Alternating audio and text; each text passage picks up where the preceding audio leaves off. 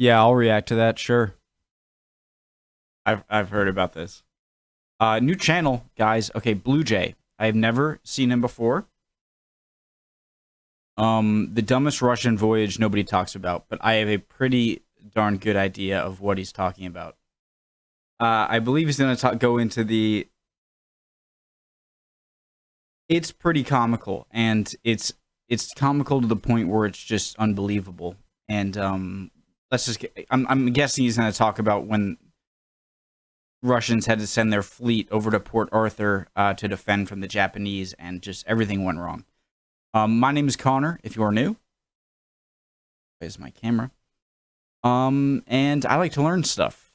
I'm from Rhode Island, USA, New England, USA, in that order. Original link to the video, top of the description, Blue Jay. Right below that, link to the Discord. Click on it. Love to have you. Let's go. Oh, come on, preemptive like. Let's go.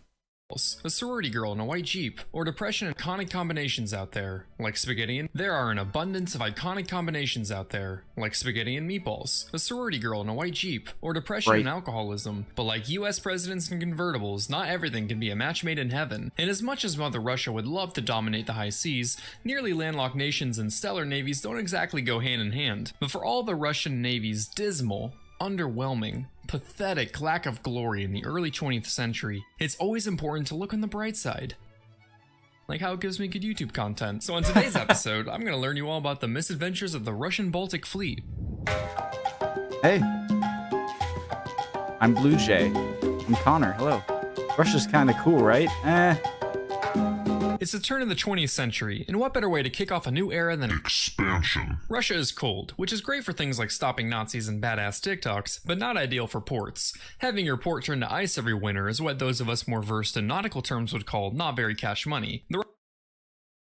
I don't want to pause too much, but it frustrates me, so I can't believe how much it must frustrate Russians that you have so much land. You're like twice the size of the second largest country, and you have no warm water port that is reliable. That's annoying.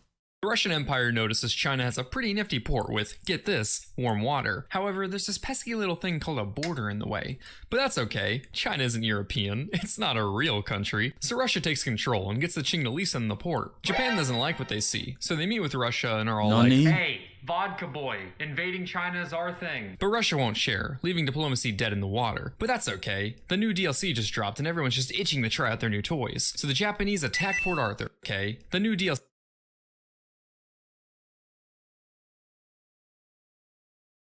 just dropped and everyone's just itching to try out their new toys. So the Japanese attack Port Arthur, kicking off the Russo-Japanese War. Fast forward a few battles and the Russians are losing pretty badly. So the Tsar authorizes quite the preposterous proposal of sending the Russian Baltic Fleet to reinforce the East. And you may be wondering, but Blue Jay, what's so preposterous about sending reinforcements? Well, kiddo, the Baltic part of Russian Baltic Fleet means it operates in, get this, the Baltic. And as we learned earlier, boats don't like ice, so you can't go this way to Port Arthur, meaning the Tsar authorized a plan for an 18,000 mile journey around the world, which is 29,000 kilometers, or 1,140,480,000 gumballs. The voyage was also a logistical nightmare, as the Russians didn't have any holdings in Africa or South Asia to refuel along the way. Add that to the fact that the fleet spent months at a time frozen in port, so the crew of mostly uneducated peasants couldn't tell you the difference between a bowline knot and a porcelain pot.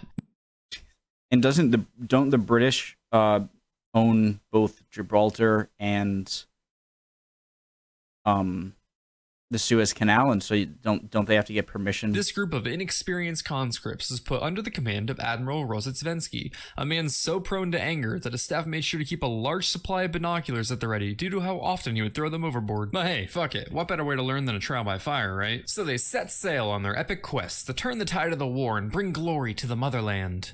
And immediately, the flagship runs aground and a cruiser loses its anchor. While they waited for the flagship to refloat, a destroyer forgot friendly fire was on and rammed into a battleship, prompting it to return for repairs. Don't worry, men, surely this can't be foreshadowing. As the fleet pushed on, a growing hysteria spread amongst the crew. They were afraid that at any second they'd be ambushed by Japanese torpedo boats. By Denmark. This is where the war is, if you forgot. But the crewmen didn't have time to worry about things as... This is in the story. I really don't... I'm just like, what What do you mean you thought you were getting hit by Japanese submarines? You're Frivolous as logic. So when two fishermen approached the fleet Sorry, to I'll deliver, shut the up. crewmen didn't have time to worry about things as frivolous as logic. So when two fishermen approached the fleet to deliver a message, they opened fire. The two fishermen survived the false alarm without a scratch thanks to the horrible standards of the Russian guard. As for their message, they informed Rear Admiral Rozhetsvensky that he had been promoted to Vice Admiral. I earned this. This wouldn't be the only false alarm, as later another ship signaled that she was under attack by 8 Japanese torpedo boats, only to find out that there were 0 Japanese torpedo boats. There was just nothing there. Having survived the Baltic, our heroes made their way towards Britain, where they encountered a small group of fishing trawlers at Dogger Bank. But surely by now our skittish sailors have learned their lesson. Ninjas! Stradiates bullshit!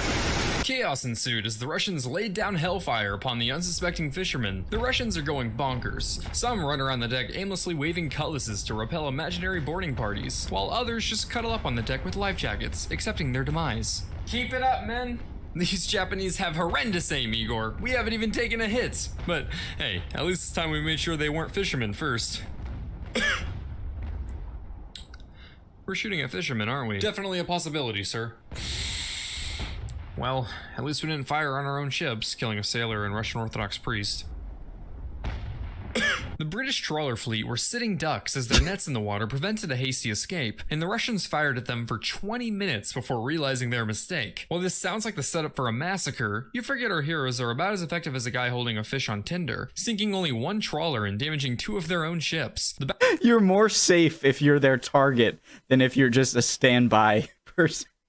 Battleship Oriole really captured the spirit of a TikTok pickup artist, reportedly shooting 500 shots without scoring a single hit. 2 fishermen and 2 Russians died in the mayhem, so at least the survivors can brag at the local pub that they tied with the Russian Navy. This event became known as the Dogger Bank incident and nearly ignited a war between Russia and Britain. The Brits just settled for revoking their access to the Suez Canal, forcing the Russians to make a slight tweak in their course. The slow, coal-powered fleet made its way towards Africa, attacking more civilians and cutting underwater telegraph cables along the way. They met up with some German supply ships to refuel due to the aforementioned lack of African holdings to make port. What nice friends, those Germans. I'm sure their relationship will last. Africa's pretty big, almost as big as my self-loathing, so they took on double loads of coal and kept giant piles of the stuff just sitting on deck. Definitely the kind of thing to land you an EPA audit. But it's not like any sailors were going to die from black lung, except for the ones who did. Morale is low, so the Russian crew decides to lift their spirits by treating themselves to the exotic pets of Madagascar. Alright men, you all can— hey Igor, stop sniffing glue for a sec buddy. You all can go to shore and pick out one thing to bring back with you. Nothing too crazy like snakes or crocodiles.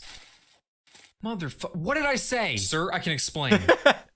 Watch it throw back the shot at Tito's. The ship became a floating zoo as the crew brought on a bunch of animals to roam the deck freely, including a crocodile and a venomous snake, which apparently took a liking for vodka. Panic followed shortly when the snake wrapped itself around guns and bit a commanding officer. One sailor gifted the admiral a parrot, which soon took after his rather extensive vocabulary of Russian curses. The flagship soon became overrun with chameleons who would frequently go missing due to their ability to seamlessly camouflage. Hey Igor, have you seen Comrade Camo? I can't find the little guy anywhere. No, I don't think so. Have you seen him private? Yeah, I don't think you've seen him either. But a good zoo isn't complete without an underwater exhibit. First, I forgot about they had to go around Africa because of the British thing. And I know how it ends, so I won't. It's like they got a really bad military captain to run, naval captain to run a warship or a fleet of warships, and then just got a bunch of randos and just threw them on the ship and sent them thousands and thousands of miles, and it doesn't end up well. And luckily for them, it ends up pretty hilariously. The refrigeration ship broke down, forcing them to dump all their meat into the ocean and giving them a nice following of sharks. At one point, the fleet was holding one of many funerals for a sailor who died of illness. During the ceremony, the Kamchatka fired a gun salute. Excellent work, gentlemen. Hey, say, you boys did make sure to load blanks, right? Yes, sir. Yeah.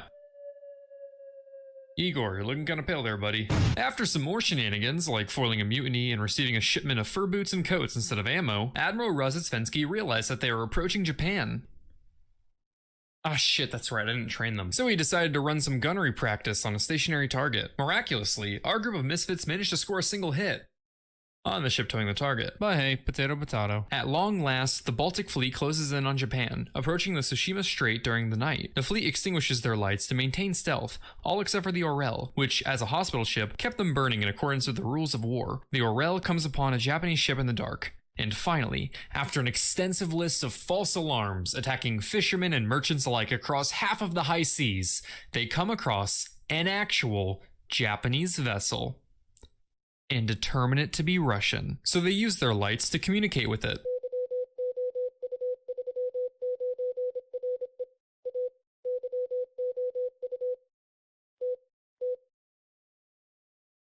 The Battle of Tsushima ensues. Will our gallant sailors hold their own against the Japanese? The Baltic fleet was decimated. 4,000 Russians die, with an additional 7,300 taken prisoner, compared to roughly 100 Japanese deaths. This effectively ended the war, marking the first time in history that an Eastern power defeated a European one. Way to go, buddy. Let's add that one to the scoreboard. Oh. Oh dear. So, in conclusion, the Russian Baltic fleet's odyssey around the world is a tale full of shenanigans and blunders, with our troublemaking peasant crew racking up quite the body count of innocent civilians and friendlies before seeing an actual enemy. And yes, while they may have attacked ships from practically every global power, disabled cities' communication grids, killed fellow sailors with gross negligence of safety practices, nearly ignited a major European war, and were about as accurate as Helen Keller playing laser tag, they also taught a snake to drink vodka. 9 out of 10 stars. Hey, I just found a great channel. Awesome. Great video. It was. I really enjoyed that, and I knew what was going to happen. I watched a video or something else where this was another video where this was contained in it, and so I knew what was going to happen, and I knew the gist. But he presented it in a really funny and great way.